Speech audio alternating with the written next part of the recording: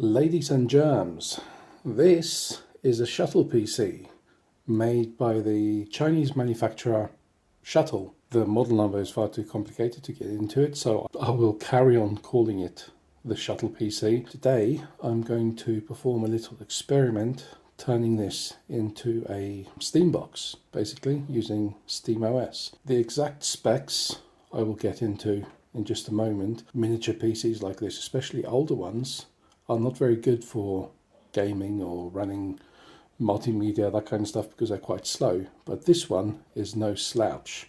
So I'm just going to set it down there. Have a look at this for the boot up time. So I've previously configured this to run Ubuntu 16.04 LTS because that's actually one of the supported Linux OSs according to the Shuttle website. I've set it to run Kodi automatically because I did previously intend on using this as a multimedia box. Because of the other specs in there, which like I said I'll cover shortly, I've had different ideas for this little... Let's press the power button. The fans need a bit of cleaning out, but they do quieten down eventually. There you can see the famous Ubuntu purple flash up for a second. The screen rejects itself because that's a very slow television, and there it is, ready to go. So if I had my Kodi remote app connected, this is connected via Wi-Fi, so it's got two Wi-Fi antenna there. I've got this wireless keyboard linked to it, so if there were any videos on here, if it had any videos on a NAS drive somewhere, then they would be here, but there's currently nothing attached to it. So it's plenty fast enough. I think we could do something good with this. Let's go ahead and shut it down. So first and foremost, let's have a little look inside. Right, the trusty screwdriver. Just two screws on the back that holds the case on. Them off. That should just slide open. These are the two noisy culprits. Although they're not massively dusty, not sure why they're kicking up so much noise. The dust on the outside doesn't really kind of tell the true tale of how much dust is in the bearings. Very Chinese way of mounting the CMOS battery there, just kind of resting on top of the USB ports. It is actually glued down, at least. This drive, ADATA, I wonder how big that is. I do actually have a similar one here, 630. So this is a 240 gigs. So I wonder if this being an 800 means it is any larger. I can just about see through the hole there. It says 128. Now I know the SteamOS requirements, we need at least 200 gigs of storage. I need to swap this out for this 240 gig drive straight away.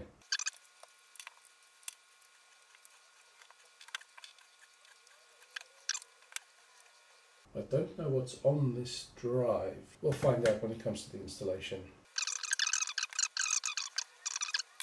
While this is open, let's have a look at how much memory this is packing. Okay, so that is 4 gigabytes of DDR4 RAM. Now, SteamOS does only require 4 gigabytes, but we know that more RAM doesn't always hurt. And as this has two slots, I might see if I've got spares. So here I have an Intel NUC, which to my knowledge works, but I'm missing the power supply for it.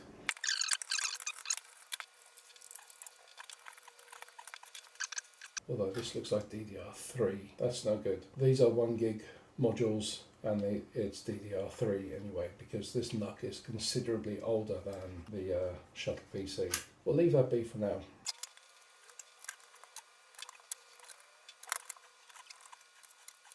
That's that back together and fitted with a 200 plus gigabyte, or as it says 200 gigabytes or larger disk. Let's put this one side for now while I download and create the SteamOS installation disk. So while that's downloading, let's go have a look at some of the SteamOS requirements and what the specs are of our Shuttle PC. SteamOS is here. Yeah, this page hasn't changed much in the last 10 years. Here's how you build your own Steam machine. Installing and customizing SteamOS. So what are the hardware requirements?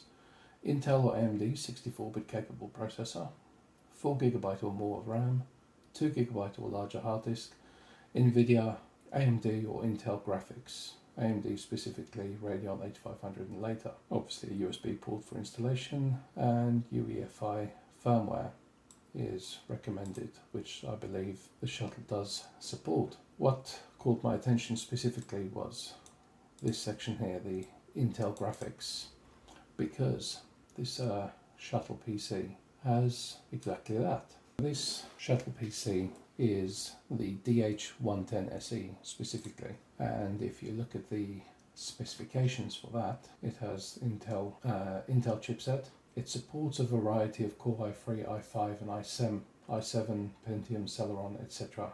processors. It has the 2 DDR4 RAM slots, as we saw. More importantly, it's got HDMI output. It does also have DisplayPort. More than anything, it also supports 4K playback, although it does say dual channel memory recommended.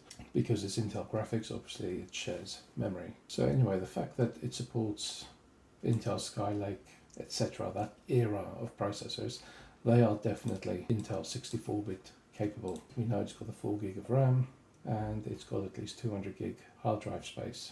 Anyway, I think it's fairly safe to say that this little Shuttle PC meets the requirements of having an Intel 64-bit processor, 4 gig of RAM, 200 gig of hard drive space, Intel graphics, USB port, etc., etc. So the download's just finished. Let's put the install disk together.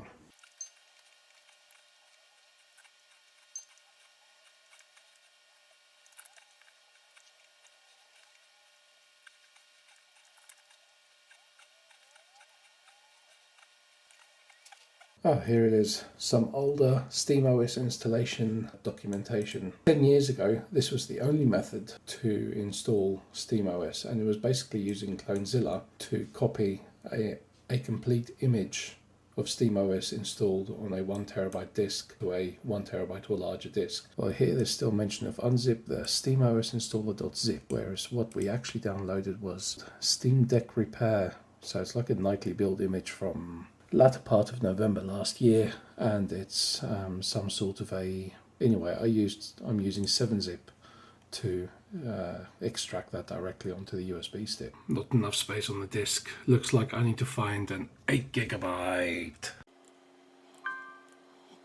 I have this collection of USB drives. One's even got a tail on it, but literally every single one of them is a 4GB. Right, time to hatch a new plan.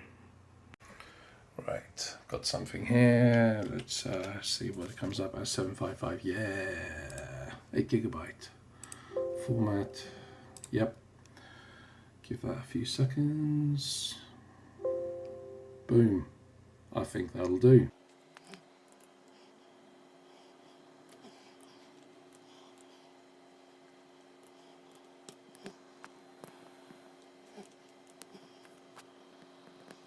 What?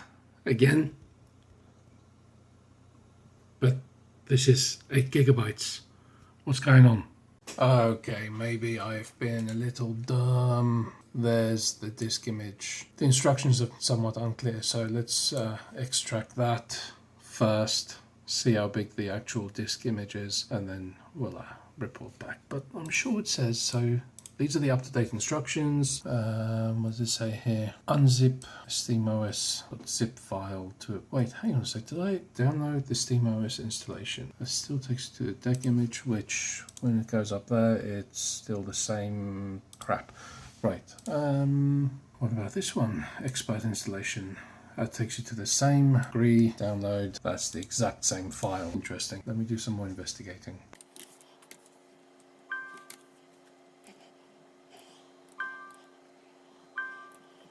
See if this works. So this drive has 7.5 free gigabytes, and the actual image is 0.5, is it? So if we go to properties, that technically registers as 7.2. So if we do this and extract files, and we select that drive again, okay, yeah, and press OK. Let's see what happens. So loading up that image in Balena Etcher it actually registers as 7.74 gigabytes. Right. Okay, so I inserted a mystery SD card and yeah, we'll be right back. So my collection of USB memory sticks doesn't span a great enough range of storage capacities, which sucks, with the exception of wherever it's gone. There's a micro SD card there, 16 gigabyte, which just blue screened my computer. It's rebooted now. There's me. Now I need to either go buy a 16 gig or bigger memory stick. If I had a hard drive caddy, I can just convert one of those. Or the other option is to just install Ubuntu again and run Steam Big Picture.